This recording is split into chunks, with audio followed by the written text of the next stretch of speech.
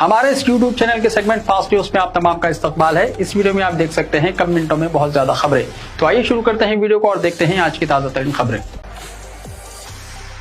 Telangana gig workers ने हड़ताल का फैसला वापस ले लिया। तेलंगाना भर में खिदमत अंजाम देने वाले गिग और प्लेटफॉर्म वर्कर्स के मसाइल के हल के लिए रियासती हुकूमत तेजी से इकदाम कर रही है।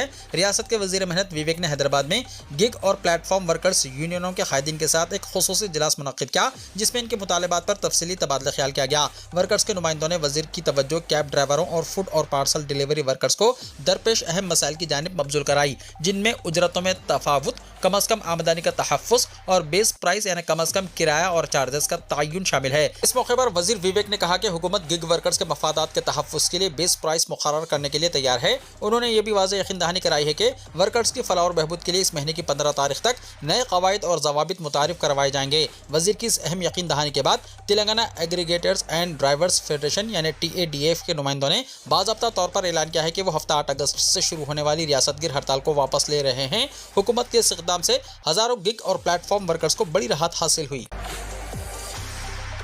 JHMC इलेक्शन में किसी जमात से इत्तेहाद नहीं होगा, बीजेपी ने कहा। तेलंगाना बीजेपी के सदर रामचंद्र राव ने वाज़ेह किया है कि ग्रेटर हैदराबाद म्युनिसिपल कॉर्पोरेशन के इंतखाबात में पार्टी किसी भी जमात के साथ इत्तेहाद नहीं करेगी और तनहा मुकाबला करेगी। उन्होंने कहा कि आइंदा असेंबली इलेक्शन में बीजेपी कामयाबी हासिल करके तेलंगाना में हुकूमत बनाएगी। दिल्ली में पार्टी के कौमी सदर नितिन नबीन से मुलाकात के बाद मीडिया से बात करते हुए रामचंद्र राव ने कहा कि कई दिगर जमातों के अहम कायदीन बीजेपी में शामिल होने के लिए तैयार हैं, तहम इलेक्शन में अभी तकरीबन 2.5 साल बाकी है, इसलिए वो मुनासिब वक्त का इंतजार कर रहे हैं। उन्होंने कहा कि बीजेपी में नए और पुराने कायदीन के दरमियान कोई फ़र्क नहीं है। पार्टी में इख्तलाफ राय हो सकता है, लेकिन कायदीन के दरमियान कोई इख्तलाफात नहीं है। उन्होंने दावा किया है कि बीजेपी के पास कई असेंबली हल्कों में मजबूत उम्मीदवार मौजूद हैं और पार्टी आइंदा इलेक्शन में कामयाबी के लिए पूरी तरह तैयार है। रामचंद्र राव ने कहा कि उड़ीसा और मगरबी बंगाल में बीजेपी इख्तिदार हासिल कर चुकी है और तेलंगाना में पार्टी की तंजीमी ताकत इन रियासतों के मुकाबले में ज़्यादा मजबूत है। वोटर लिस्ट का सबसे बड़ा खतरा, तेलंगाना में 70 लाख से ज्यादा वोट मनसूख होने का खदशा। रियासत तेलंगाना में वोटर लिस्टों के खुसूसी जामे नज़रसानी यानी SIR 2026 के आखिरी मरहले में एक सनसनीखेज और तशवीशनाक सूरत हाल पैदा हो गई। इनोमरेशन फॉर्म्स के दस्तावेजात के ऑनलाइन डिजिटलाइजेशन की आखिरी तारीख 10 अगस्त में सिर्फ 2 दिन बाकी रह गए हैं, लेकिन रियासत में अब तक 80% का हदफ भी हासिल नहीं किया जा सका। इस सुस्त रवि की वजह से रियासत भर में 70 लाख से ज्यादा वोटों के मुकम्मल तौर पर फहरिस्त से खारिज होने के अंदेशे पैदा हो चुके हैं। सरकारी डेटा के मुताबिक रियासत के जुमला 3 करोड़ 38 लाख वोटर्स में से 2 करोड़ 63 लाख वोटर्स का डेटा ही ऑनलाइन अपलोड किया जा सका है, जो 77.88% बनता है। ऑनलाइन अमल की आखिरी तारीख 10 अगस्त है, लेकिन 8 अगस्त यानी सेकंड सैटरडे, 9 अगस्त इतवार और 10 अगस्त बोनाल त्यौहार के मुसलसल 3 दिन छुट्टियां हैं। जुमे की शाम तक BLOs के पास फॉर्म्स जमा करवाने का सबसे अहम दिन था। अगर शहरियों के इनोमरेशन फॉर्म्स BLOs तक नहीं पहुंचते हैं तो इनका वोट मनसूखशुदा शुमार किया जाएगा।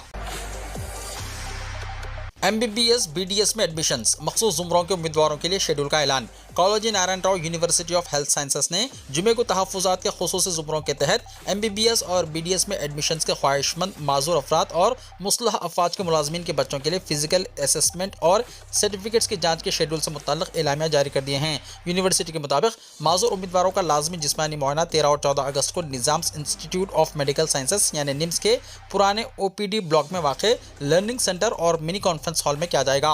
उम्मीदवार मुकर्ररा वक्त पर अपने वालिदैन या सरपरस्त के साथ हाजिर हों और तमाम मुतल्लिक़ा असल सर्टिफिकेट्स और मतलूबा दस्तावेज़ात साथ लाएं। यूनिवर्सिटी ने वाज़ेह किया है कि जिन उम्मीदवारों को न्यूरोलॉजी, अमराज चश्म, नाक, कान और गला या हेमाटोलॉजी जैसे शोबों में खुसूसी सानवी तिब्बी मुआयने की ज़रूरत होगी, इन्हें बाद की तवारीख में भी तलब किया जा सकता है। मुस्लह अफवाज के मुलाजमीन के बच्चों के ज़ुमरे के उम्मीदवारों की असल सर्टिफिकेट्स की फिजिकल वेरिफिकेशन 13 और 14 अगस्त को दफ्तर डायरेक्टर सैनिक वेलफेयर सोमाजीगुड़ा में की जाएगी। उम्मीदवारों को अपने वालिदैन या सरपरस्त के साथ मुकर्ररा मुकाम पर हाजिर होना होगा। यूनिवर्सिटी ने खबरदार किया है कि मुकर्ररा तारीख पर जांच के लिए हाजिर न होने वाले उम्मीदवार मुतल्लक़ा ज़ुमरे के तहत एडमिशन के अपने हक़ से महरूम हो जाएंगे।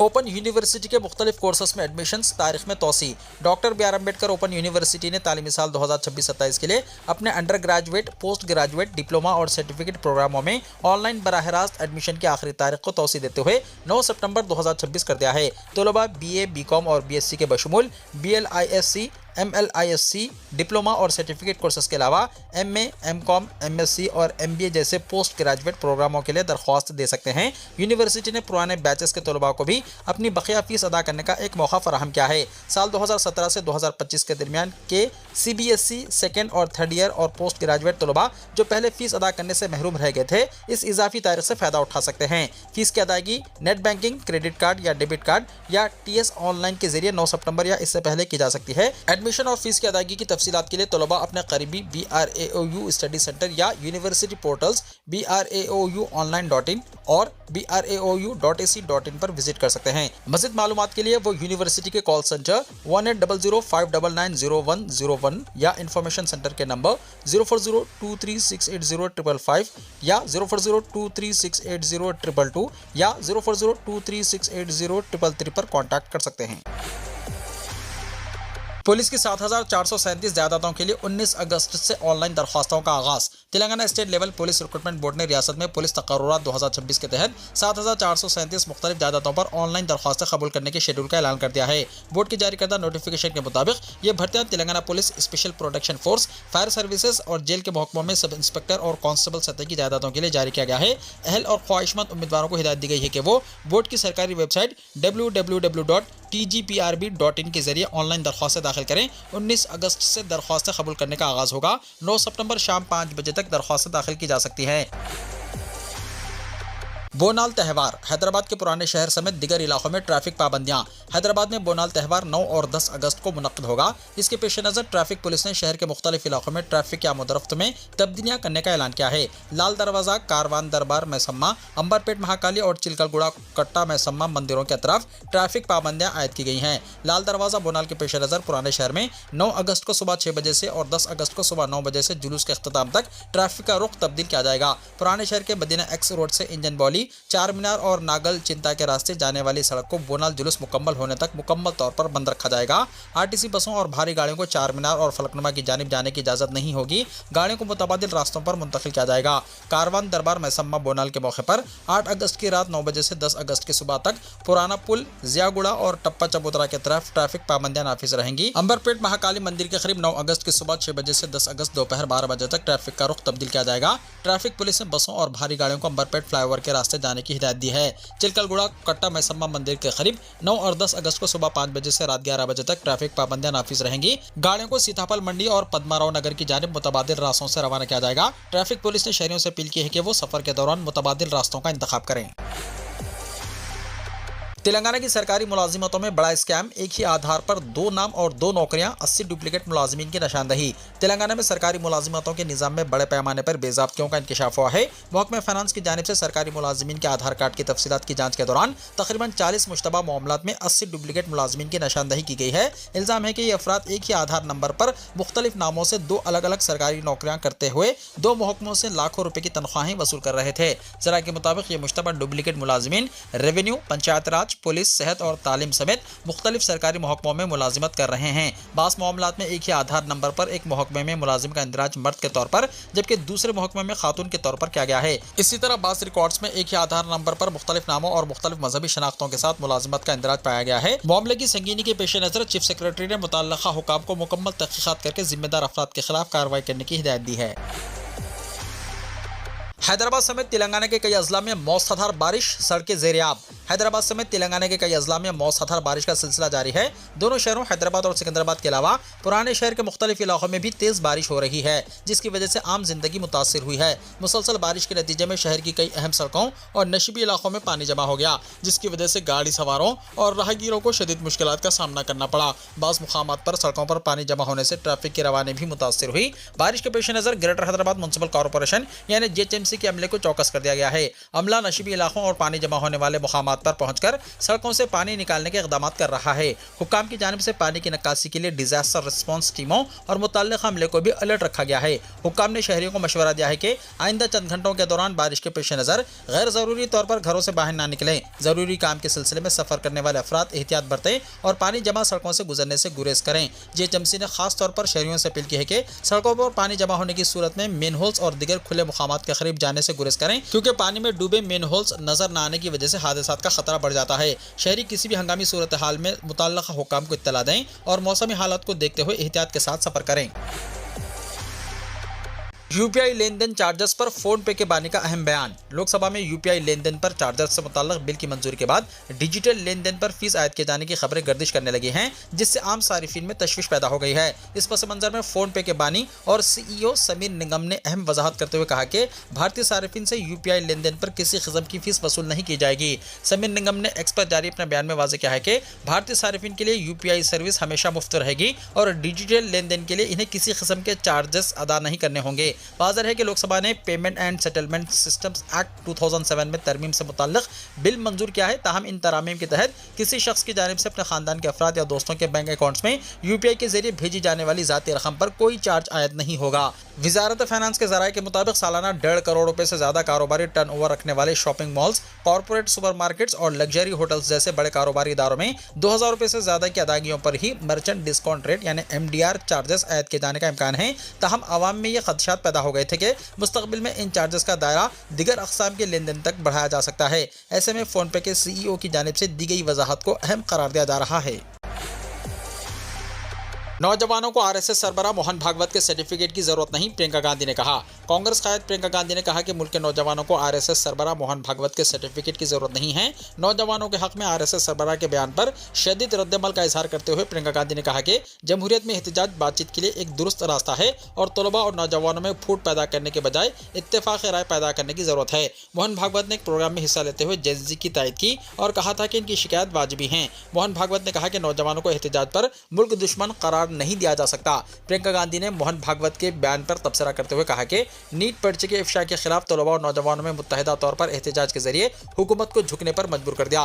तलबा और नौजवानों को मोहन भागवत की तायद के बारे में पूछे जाने पर प्रियंका गांधी ने कहा कि जेनजी को मोहन भागवत के सर्टिफिकेट की जरूरत नहीं है। उन्होंने कहा कि मरकजी वज़ीर दाखिला अमित शाह हालत से खौफजदा दिखाई दे रहे हैं और यही वजह है कि वो पार्लियामेंट के दोनों ऐवानों से गैर हाजिर हैं। प्रियंका गांधी ने कहा कि अमित शाह को पार्लियामेंट पहुंचकर बयान देना चाहिए। वज़ीर दाखिला की हैसियत से इन्हें हालात की जिम्मेदारी कबूल करनी चाहिए। प्रियंका गांधी ने 20 जुलाई को जंतर मंतर पर पुलिस ज़्यादतियों का हवाला देते हुए कहा कि जो कुछ भी गलत हुआ है इसकी जिम्मेदारी अमित शाह को कबूल करनी चाहिए। मोहन भागवत ने मुंबई में एक प्रोग्राम में कहा था कि तलबा और नौजवानों में तालीमी निज़ाम के बारे में जिस तशवीश का इजहार किया है वो दुरुस्त है। उन्होंने तालीम के शोबे पर बजट का 6% हिस्सा खर्च किए जाने की तायद की। मोहन भागवत ने तलबा की जानिब से एहतजाज का रास्ता अख्तियार करने की तायद करते हुए कहा कि अगर जेनजी के अरकान एहतजाज करते हैं तो वो मुल्क दुश्मन नहीं है, वो हमारे समाज का हिस्सा हैं और वही मुल्क की आइंदा नस्ल है, लिहाजा इनसे बातचीत की जानी चाहिए। तलबा के एहतजाज से निपटने के लिए हुकूमत के तरीक़े के खिलाफ अपोजिशन पार्लियामेंट के दोनों ऐवानों में मुसलसल एहतजाज कर रहा है। कंगना रनावत का यू टर्न। राष्ट्रीय स्वयं सेवक संघ यानी आरएसएस के सरबराह मोहन भागवत के जेनजी और जेन अल्फा के एहतजाज की हक की हिमायत करने के एक दिन बाद रुकने पार्लियामेंट कंगना रनावत ने आज यू टर्न लेते हुए नौजवान मुजाहिरीन को मुल्क की ताकत और सखाफती सफीर बताया है। इससे पहले उन्होंने इस नस्ल को गटर जनरेशन कहा था, जिस पर काफ़ी तनाज़ा हुआ था और शदीद तनकीद की गई थी। कंगना रनावत ने नीट पेपर लीक के खिलाफ एहतजाज कर रहे नौजवानों के बारे में अपने गुज़िश्ता तबसरों से पलटते हुए पार्लियामेंट के अहाते में आज सहाफ़ियों से बातचीत के दौरान कहा, जेनजी हमारे मुल्क की ताकत और एक बड़ा असासा हैं। एहतजाज में खाना खिलाने वाले जुनैद की मुश्किलों में फिर इजाफा। अब खातून ने छेड़छाड़ की शिकायत दर्ज करके लगाए संगीन इल्जामात, तहकीकात शुरू। जंतर मंतर पर तलबा तहरीक के दौरान वेज बिरयानी, चाय और नाश्ता तकसीम करके सोशल मीडिया पर नुमाया होने वाले मोहम्मद जुनैद एक बार फिर खबरों में हैं। इस मरतबा इनके खिलाफ एक खातून की जानिब से दिल्ली पुलिस में दी गई तहरीरी शिकायत की वजह से मामला ज़ेर बहस है। खातून ने पार्लियामेंट स्ट्रीट थाने में शिकायत देकर जुनैद पर नामुनासिब रवैये और खवातीन को परेशान करने जैसे इल्जामात आयद किए हैं। ताहम अहम बात यह है कि शिकायत में लगाए गए इल्जामात की फिलहाल तस्दीक नहीं हुई है। पुलिस ने शिकायत की बुनियाद पर तहकीकात शुरू कर दी है। शिकायत की नुमाइंदा खातून के मुताबिक वो कॉकरोच जनता पार्टी यानी सीजेपी के एहतजाज के दौरान वेस्ट मैनेजमेंट समेत दिगर जिम्मेदारियां संभाल रही थी। इसी दौरान इनकी मोहम्मद जुनैद से बातचीत हुई। खातून ने इल्जाम लगाया कि जुनैद का लड़कियों के लिए मुबैना रवैया इन्हें गैर आरामदेह महसूस हुआ। खातून का दावा है कि उन्होंने इस सिलसिले में सीजेपी से वाबस्ता अभिजीत दीपिके को भी मालूमात दी थी और जुनैद को एहतजाजी मुकाम से हटाने की दरख्वास्त की थी। ताहम इनके मुताबिक इस मामले में मतलूबा कार्रवाई नहीं की गई। पुलिस अब शिकायत में बयान किए गए वाक़यात और इनसे मुताल्लिक़ दिगर हक़ाइक़ की जांच कर रही है। आसाम में सैलाब से अब तक 98 अफराद की मौत, 13 अजला के 1,55,000 से ज़्यादा अफराद मुतासर।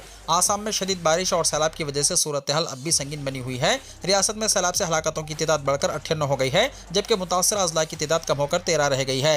रियासती हुक्काम के मुताबिक इस वक्त तकरीबन 1,55,849 अफराद सैलाब से मुतासर हैं। Assam state disaster management authority यानी ASDMA की जानिब से जारी बुलेटिन के मुताबिक सैलाब से एक और मौत चराइदेव जिले के ममहुरा रेवेन्यू सर्कल में हुई है, जिसके बाद रियासत में सैलाब से हलाकतों की मजमूई तादाद 98 तक पहुंच गई है। आसाम के सैलाब मुतासरीन के लिए सलमान खान बनवाएंगे 500 नए घर, बिंग हुमैन ने आशियाना मुहिम का किया आगाज। बॉलीवुड अदाकार सलमान खान एक बार फिर अपनी इंसानी खिदमत के हवाले से खबरों में हैं। फिल्मों से हटकर इस बार इनकी पहल आसाम के उन खानदानों के लिए है जिन्होंने सैलाब की तबाहकारी में अपने घर खो दिए हैं। इब्तदाई तौर पर इमदादी सामान और खाना फराहम करने के बाद सलमान खान ने अब मुतासरा खानदानों की बहाली के लिए बड़ा कदम उठाया है। इनकी तंजीम बिंग हुमैन ने गैर मुनाफा बख्श तंजीम ग्लोबल 6 के साथ मिलकर सैलाब से मुतासरा 500 खानदानों के लिए नीम मुस्तकिल घर बनाने का अज़्म किया है। मालूमात के मुताबिक ये पहल मुश्तरका मुहिम आशियाना के तहत शुरू की गई है। इस मुहिम का मकसद उन खानदानों को महफूज छत फराहम करना है जो सैलाब की वजह से बेघर हो गए हैं। घरों की तामीर बांस और टीन की चादरों से की जा रही है ताकि मुस्तकबिल में आने वाले सैलाब के दौरान नुकसान को कम से कम किया जा सके। हर घर की अंदाजतन लागत 35 से 40 हज़ार रुपये बताई जा रही है। आसाम के कई गाँव अब भी सैलाब के असरा से निकलने की कोशिश कर रहे हैं। ऐसे वक्त में ये पहल मुतासर खानदानों के लिए उम्मीद की नई किरण बनकर सामने आई है। किसी भी वक्त आ सकती है ईरान के सुप्रीम लीडर मुज्तबा खामनाई की मौत की खबर, इसराइली मीडिया का दावा। मुज्तबा खामनाई को ईरान का सुप्रीम लीडर मुकर्रर किए जाने के बाद से किसी अवामी मुकाम या तकरीब में नहीं देखा गया। इसराइली मीडिया आउटलेट चैनल 14 ने दावा किया है कि मुज्तबा की हालत इंतहाई तशवीशनाक है और इनकी मौत की खबर किसी भी वक्त आ सकती है। वाज़ेह है कि अमेरिका और इसराइल की जानिब से 28 फरवरी 2026 को ईरान पर किए गए हमले में साबिक सुप्रीम लीडर आयतुल्लाह अली खामनाई की मौत हो गई थी। इसके बाद इनके बेटे मुज्तबा खामनाई को ईरान का नया सुप्रीम लीडर मुकर्रर किया गया था। ईरान तवील अरसे से मुज्तबा खामनाई की सेहत से मुताल्लिक सवालात उठाने वाली खबरों को गलत करार देता रहा है, लेकिन इसराइली मीडिया के ताज़ा दावों से ये बात सामने आई है कि इनकी हालत अब भी तशवीशनाक है और इन्हें अस्पताल में दाखिल कराया गया है। इसराइली मीडिया लेट चैनल 14 ने ईरान के अंदर मौजूद जरा के हवाले से मुज्तबा खामनाई की सेहत के बारे में यह दावा किया है। वीडियो को लाइक शेयर कीजिए और हमारे इस YouTube चैनल को सब्सक्राइब करते हुए इसके बेल आइकॉन को भी प्रेस कर लीजिए ताकि हर आने वाली वीडियो का नोटिफिकेशन सबसे पहले आपको मिलता रहे।